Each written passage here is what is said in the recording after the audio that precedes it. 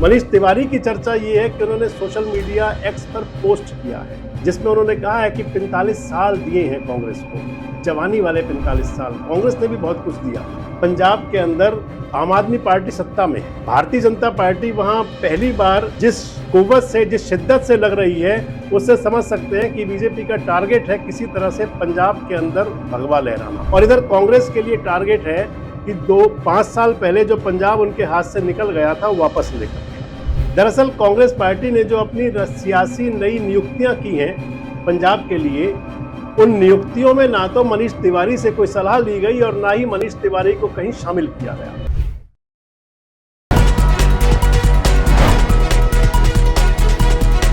दोस्तों नमस्कार, मैं संजय मग्गू और मौजूद हैं देश रोजाना के डिजिटल मीडिया मंच पर। बात करने चला हूं आपसे एक बार फिर सियासत को लेकर के। इस समय पूरे देश के अंदर आने वाले चुनाव की चर्चाएं हैं। आने वाला चुनाव वो जो राज्यों के अंदर होना है। मसलन 2027 में कई राज्यों के अंदर चुनाव ड्यू हैं। जिन राज्यों में चुनाव होना है उन राज्यों के अंदर उत्तर प्रदेश भी है, उत्तराखंड भी है, पंजाब भी है, हिमाचल प्रदेश भी है, मणिपुर भी है, गुजरात भी है। यानी कि 8 राज्यों में चुनाव होना है। गोवा में भी चुनाव होना है। इन 8 राज्यों के अंदर चुनाव की 8 है। और जिन राज्यों में चुनाव होना है, मान लीजिए हैं तो सभी महत्वपूर्ण, इन सब के बीच में पंजाब सबसे ज्यादा इंपॉर्टेंस वाला चुनाव है। क्योंकि बाकी राज्यों में अगर आप देखें तो ज्यादातर राज्यों में इधर कांग्रेस और बीजेपी आमने सामने होंगे, या फिर कहीं कांग्रेस का इंडिया अलायंस वाला जो सिस्टम होगा वो आमने सामने होगा। परंतु पंजाब वाला जो चुनाव है, पंजाब के अंदर आम आदमी पार्टी सत्ता में है।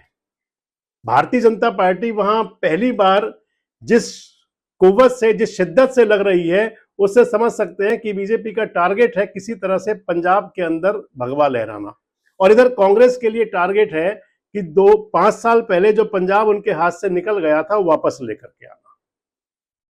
दरअसल पंजाब महत्वपूर्ण इसलिए है, कांग्रेस के लिए सबसे बड़ी जरूरत पंजाब इसलिए है कि उत्तर भारत के राज्यों में, क्योंकि अब हिमाचल में कांग्रेस को दिक्कत होगी आगे, बाकी राज्यों के अंदर उत्तराखंड में मुकाबले में होगी। केवल पंजाब से ऐसी उम्मीद है कि जहां आसानी से बात बन सकती है थोड़ी सी मेहनत होने के बाद में। इसलिए पंजाब कांग्रेस के लिए बहुत महत्वपूर्ण है। आम आदमी पार्टी के लिए पंजाब इसलिए महत्वपूर्ण है कि पार्टी पूरी तरह से रसातल की तरफ है। केवल पंजाब से ही सहारा है। और पंजाब के अंदर भी जो सांसद थे राज्यसभा के, उनको भारतीय जनता पार्टी अपने पाले में ले जाने में सफल हो गई। अब बात आ जाती है कि अगर विधानसभा चुनाव में पंजाब में आम आदमी पार्टी कहीं डाउन हो गई, स्थिति खराब हुई, तो फिर उनके लिए कंडीशन ये हो जाएगी कि रास्ते पर जाएं तो जाएं कहां आखिर। और भारतीय जनता पार्टी का मैंने आपको बता ही दिया कि बीजेपी के लिए सबसे बड़ा टारगेट है कि किसी प्रकार से पंच दरियाओं वाले उस राज्य के अंदर अपनी पताका फहराई जाए। अब बात कांग्रेस की इस वीडियो के अंदर। कांग्रेस इस चुनाव को लेकर के पूरी सक्रियता के साथ में है। कांग्रेस चाह रही है कि किसी प्रकार से पंजाब में बात बने। जब राहुल गांधी जी से पूरी तरह बात नहीं बन रही थी, पूरी तरह से बात निशाने पर नहीं आ रही थी, तो फिर इधर एंट्री हो गई प्रियंका गांधी वाड्रा की। इस समय दोनों सक्रिय हैं। और आज पंजाब के लिए कांग्रेस पार्टी ने नई नियुक्तियां कर दी। कई अपॉइंटमेंट नहीं हुई हैं। पिछले दिनों चर्चा थी कि क्या राजा वड़िंग को हटा दिया जाएगा। हालांकि राजा वड़िंग ने भी कह दिया था कि वो तो कांग्रेस पार्टी के कार्यालय की ड्योढ़ी पर बैठने वाली ड्यूटी करने को भी तैयार है। लेकिन राजा वड़िंग जो है वो वहीं रहेंगे। कांग्रेस के प्रदेश अध्यक्ष थे, कांग्रेस के प्रदेश अध्यक्ष रहेंगे। पर इसके साथ ही कांग्रेस ने कई नई अपॉइंटमेंट की हैं। जो नई अपॉइंटमेंट हुई हैं, नई नियुक्तियां हुई हैं, उसकी चर्चा तो है। इसके साथ साथ चर्चा एक और भी है कांग्रेस के नेता मनीष तिवारी की। चंडीगढ़ के सांसद हैं तिवारी साहब। मनीष तिवारी की चर्चा ये है कि उन्होंने सोशल मीडिया एक्स पर पोस्ट किया है जिसमें उन्होंने कहा है कि 45 साल दिए हैं कांग्रेस को, जवानी वाले 45 साल। कांग्रेस ने भी बहुत कुछ दिया, लेकिन अब क्या होगा, जो होगा वो होगा, ये लिखा है उन्होंने सोशल मीडिया पर। मनीष तिवारी ने क्यों लिखा, पहले वही चर्चा कर लें। दरअसल कांग्रेस पार्टी ने जो अपनी सियासी नई नियुक्तियां की हैं पंजाब के लिए, उन नियुक्तियों में ना तो मनीष तिवारी से कोई सलाह ली गई और ना ही मनीष तिवारी को कहीं शामिल किया गया।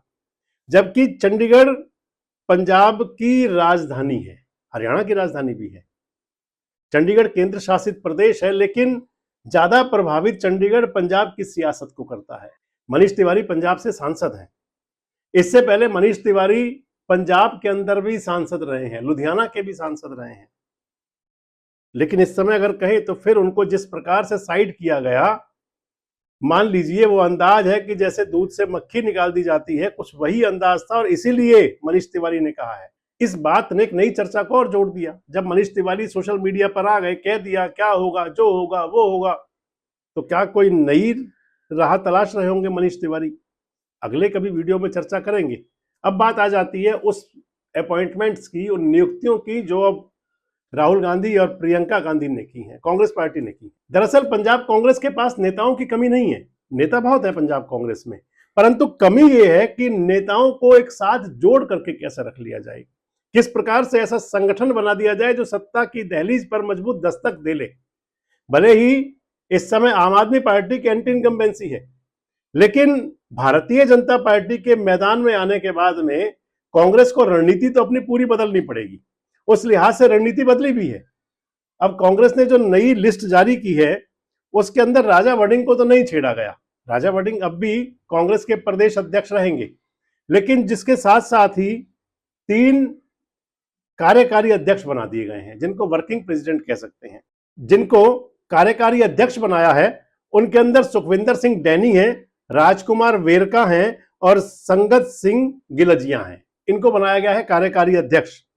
और इसके साथ ही कांग्रेस पार्टी ने कैंपेन कमेटी यानी कि चुनाव अभियान समिति जो है उसके अंदर मुखिया बनाया है। कैंपेन कमेटी का जो सरदार बनाया है वो सरदार चरणजीत सिंह चन्नी होंगे।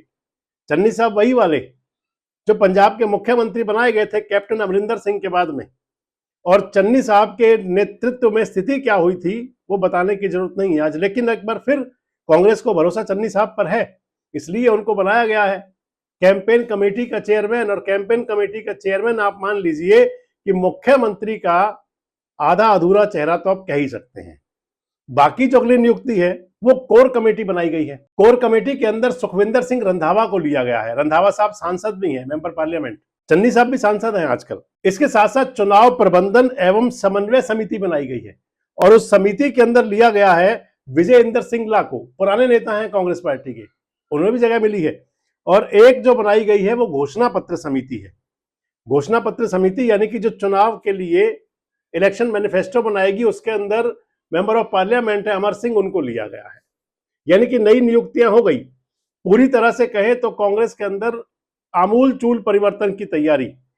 जहां पहले 3-4 नेता पहले भी थे, अब कुछ उन्हीं में से और कुछ नए और जोड़ करके कुल मिलाकर कहे तो 3 वर्किंग प्रेसिडेंट यानी कि कार्यकारी अध्यक्ष और 4 और लोगों को ड्यूटियां मिल गई हैं।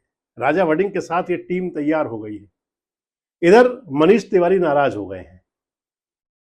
क्या संदेश जाएगा कांग्रेस पार्टी का पंजाब के अंदर? जो नई टीम बनाई है वो आम आदमी पार्टी की सल्तनत को किस प्रकार से चुनौती देगी और कैसे वो भारतीय जनता पार्टी के जो वार होंगे उन्हें कमजोर करेगी, उनका सामना करेगी? कमेंट बॉक्स में अपनी राय जरूर दें। जुड़े रहें हमारे साथ, देखते रहें देश रोजाना। हमारे साथ जुड़े रहने के लिए सब्सक्राइब करें देश रोजाना के YouTube चैनल को और नई वीडियो की नोटिफिकेशन पाने के लिए बेल आइकन जरूर दबाएं। अगर आप ये वीडियो Facebook या Instagram पर देख रहे हैं तो पेज को लाइक और फॉलो जरूर करें और ज्यादा से ज्यादा शेयर करें।